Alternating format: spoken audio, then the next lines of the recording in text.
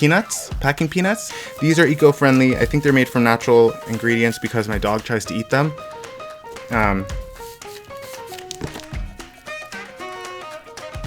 Okay, I actually don't know if this is the biodegradable one. Tastes fine, I don't know. Let's do this. What's up everybody, Danny Crafts here, and welcome to another episode of Crafting with Daniel. On today's episode, I am going to talk about shipping candles, which isn't the most exciting topic in the world, so if you are not interested in shipping, just go on ahead and keep on scrolling down. Okay, now that it's just us, what the are we doing?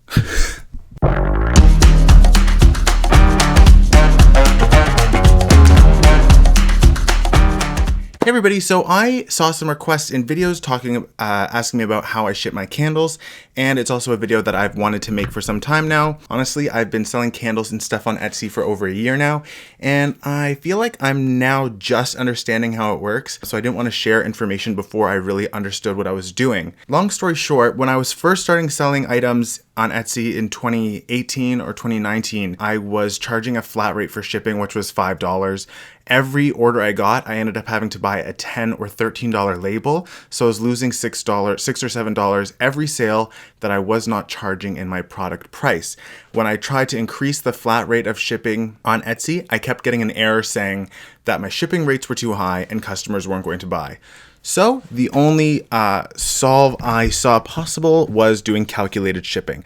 I've been doing calculated shipping on Etsy for about a year. If you don't know what that means, it means that you put in the weight and dimensions of your object on Etsy and it calculates it for you. Easy peasy, lemon squeezy.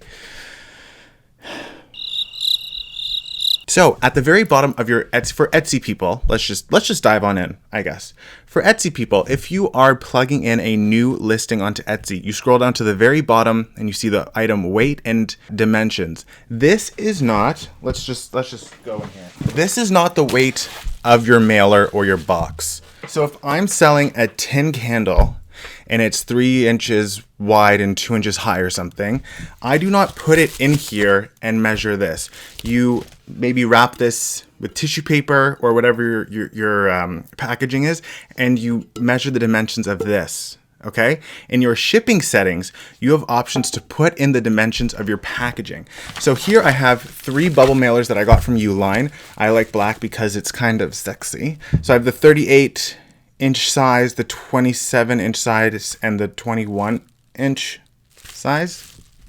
Something around there. And in my shipping settings, there's an option to do just what Etsy has for standard and your own custom mailers. Every time a customer has bought 2 items from my shop or more, it used to charge them for each individual item because I was measuring my items by 38 by 11, I think this, or 21. So it was trying to fit this inside of this.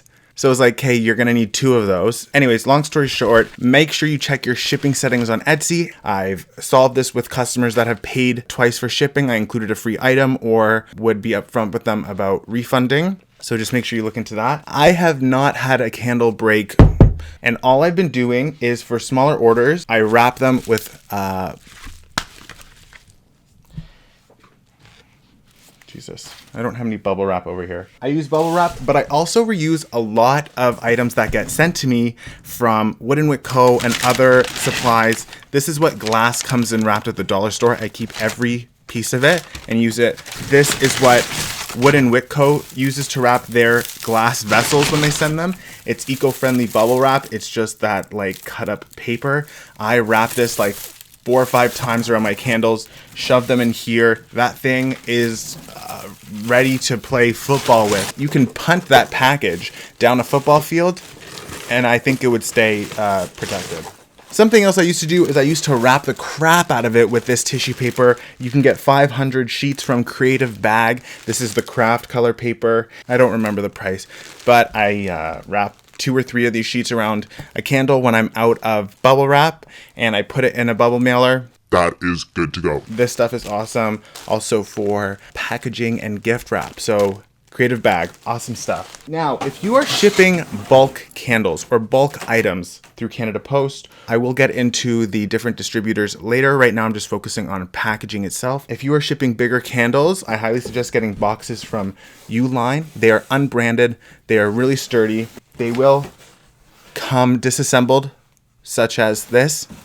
So I'm just going to, oh Jesus. I'm just going to assemble this really quick for you guys.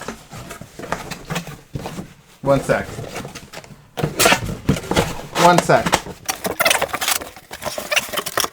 Okay, so this is an example of a bigger box I got from Uline. I'm able to ship 48 tins in here for my bulk orders. Super protective. I don't know if it's their Indestructo mailers or I think it's just their flap mailers. I don't know the actual terms, but this thing is a beauty.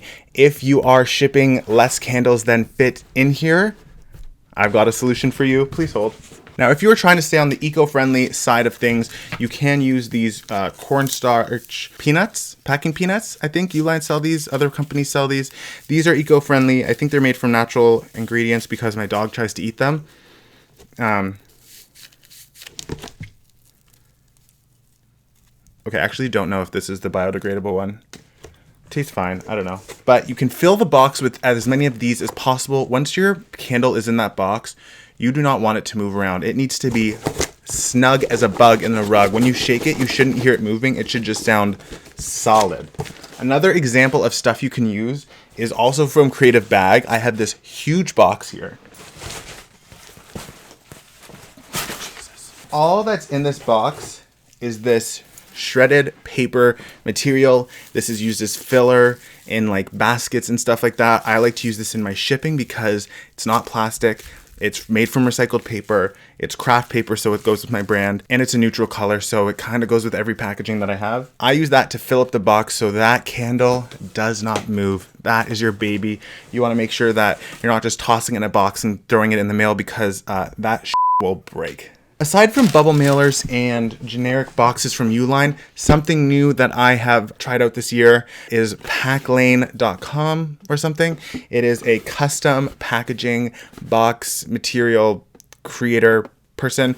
I came up with this design in December and I received it the last week of December or first week of January. It was actually pretty quick considering COVID and it turned out pretty great. The colors are awesome.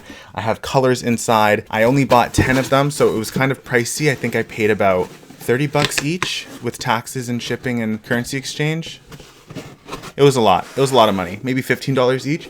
But the more you buy, obviously, the more you save. I'm going to start packaging candles in here, filling this with that crunchy paper, and this thing is good to go. Oh, okay, so that was a speedy introduction of all the packaging materials and different supplies I use. My methods have been pretty good. You just want to make sure that if your item was to fall off a truck or fall off a shelf, it wouldn't break. I wouldn't recommend, maybe doing this at home, but just kind of imagine it. Now let's talk about shipping labels on. If you're shipping through Etsy, you can get labels created from Canada Post. I won't get into rates, but you should definitely, look on Etsy, see what they have to offer. Some have tracking, some don't. If you're going international, whole different story. But the great thing about Canada Post shipping labels is that you can print them off at home before you go in, package them up, and all you have to do when you get there for shipping parcels is just get them scanned and you're out of there. But if you are shipping thin items that can be put as postage or in the mail, you're going to need to have stamps put on it. So you will need to wait in line, I think, for that. Okay, my camera is going to run out of battery, so I'm going to get through this really quick. The paper I use for printing my shipping labels is from Online Labels. I use their aggressive white matte paper. I print 2 labels per sheet of paper and stick that on my bag. Super easy to use. Check out onlinelabels.com. Not sponsored, but they're pretty cheap and easy to use. And then I'm now just getting into Shopify. Shopify has Canada Post, FedEx, UPS, Purelator, all those things. You're able to integrate all those different shipping platforms using things like eShipper, or if you pay for the annual basic plan, you don't need to get the $79 plan. You just have to get the first one, but pay annually to get all those different shipping carriers integrated onto your site. Otherwise, Canada Post or local pickup or delivery will be your standard. I'm just starting with Shopify, so I haven't gotten into too much other companies besides Canada Post, but it's pretty straightforward. I will probably post another video on that once I have more experience with it, but hope that was helpful on how to ship candles and where to get your packaging. If you have any questions, leave them in the comment section below.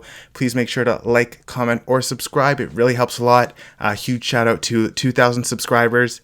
That's crazy. Thank you all so much. And